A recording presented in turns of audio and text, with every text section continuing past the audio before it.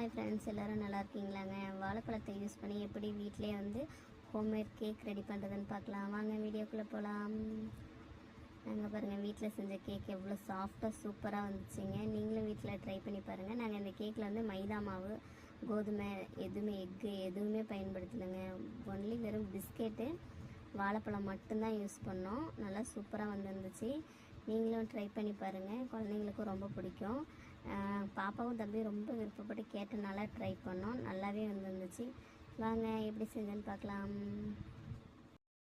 3 packet happy biscuit பாக்கெட்டும் ஒரே ஒரு banana நல்லா மிக்சியில் கிரைண்ட் பண்ணிவிட்டு ஒரு பவுலில் வந்து எண்ணெய் தடவிட்டு அதில் நல்ல க்ளீனாக இருக்க பாத்திரமாக, டிசைன் இல்லாத பாத்திரமாக இருந்தால் இன்னும் நல்லாயிருக்கும். வீட்டில் இதாக இருந்துச்சு. சரி, நாங்கள் அதில் ஊற்றி ட்ரை பண்ணலாம் அப்படின்ட்டு ட்ரை பண்ணோம். ஒரு இட்லி பாத்திரத்தில் தண்ணி ஊற்றி வச்சுட்டு கொஞ்சம் தண்ணி ஆவி வந்ததுக்கப்புறம் ஸ்டாண்ட் இருந்துச்சு அப்படின்னா ஸ்டாண்டில் வச்சு வைக்கலாம். அது நல்லா பெட்டராக இருக்கும்.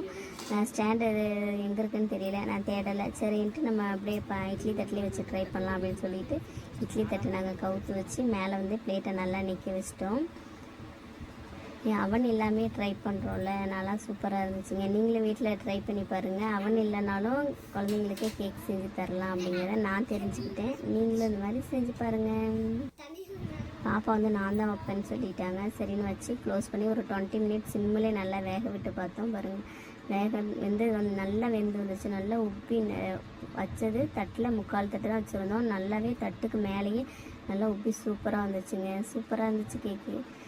வீடியோ பிடிச்சிருந்தா லைக் பண்ணுங்கள், ஷேர் பண்ணுங்கள், சப்ஸ்கிரைப் பண்ணுங்கள். பாய்.